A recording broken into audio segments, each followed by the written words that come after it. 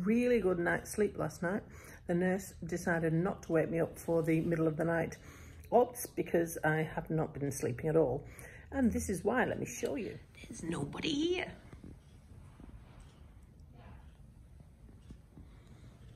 But to be honest, I don't expect my peace to last. The pain team have just been round and here is the plan. So at the moment I have a local anaesthetic epidural straight into the leg. We have to transition off of that on Monday.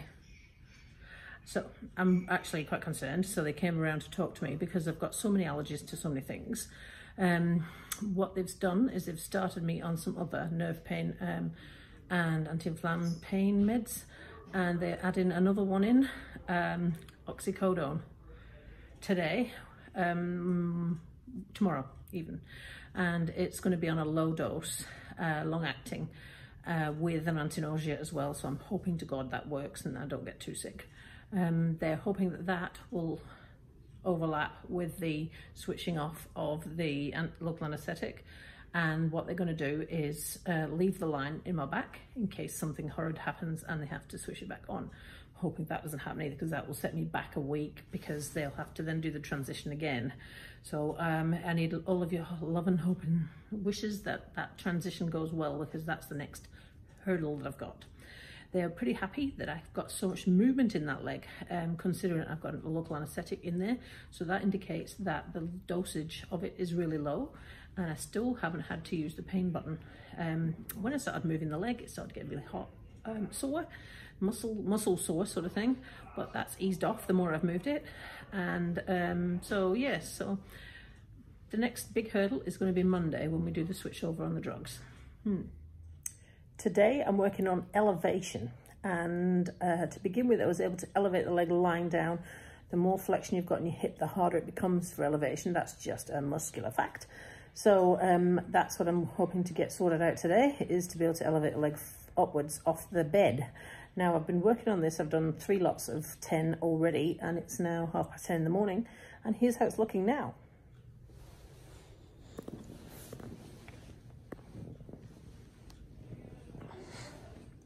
So that's a 45-degree angle I'm sitting at, and I'm still able to elevate. Now that's the first. I wasn't able to do that earlier on this morning, and it was a real struggle getting it even off the bed when I was lying flat. So I'm feeling pretty happy, and I'm going to keep on working on that today. That's my goal today, is to be able to elevate it when I'm sitting up straight. As you will have noticed, we've done a hair wash. Well, it wasn't really a hair wash. It was a shower cap that looks like this, like the old hair washers and shower caps in the 70s and 80s. And she puts it in the microwave and you massage it and then take it off and brush your hair. That's because I'm not allowed to leave the bed and my hair isn't going to get washed, well, I don't know how long. So it's better than nothing. Oh, and interesting fact, the part of my leg they removed weighed 4.5 kilos, much more than I expected, but it's not the ideal way to lose weight. I wouldn't advise it. The thing that I struggle with the most at the moment is looking at it. I really do feel some loss and grief, and I have to keep peeling back the covers and looking at it and looking at it and looking at it, because it really upsets me that I have to lose my leg.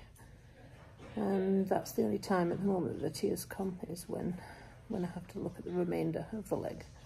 But I know that it means that I'll be able to get a better life together. Once it's healed, I'll be up on my 2 feet again, even though one's not mine. Be able to walk, cycle and all those things, but still it's pretty shit that I have to lose a leg in order to get that back. That's what I'm finding really hard. Warning, coming up, a video of the bandaged amputated leg. Okay, I want to show you something weird now. As I explained before, the calf muscle is wrapped around the end of the stump on the amputated leg to use as cushioning against the bone. Now, that has created some really weird sensations, and I'm going to show you now. All right, so the end of the stump, underneath here, my calf muscle starts behind my knee and is wrapped around underneath, right? So when I touch here, I feel like I'm touching the back of my leg. because it used to be the back of my leg and now it's not. And it carries on up here, so I can feel this down here, and I can still feel this down here. I really do feel the direction of the calf muscle going round like that, and it still feels like the back of my leg. But then we come around the top here, and now it feels like the front of my leg. It's really, really strange. Back of my leg, front of my leg. Very weird. And it sets nerves off, tingling off in different directions, which stop here. I'm assuming the incision is here and comes round.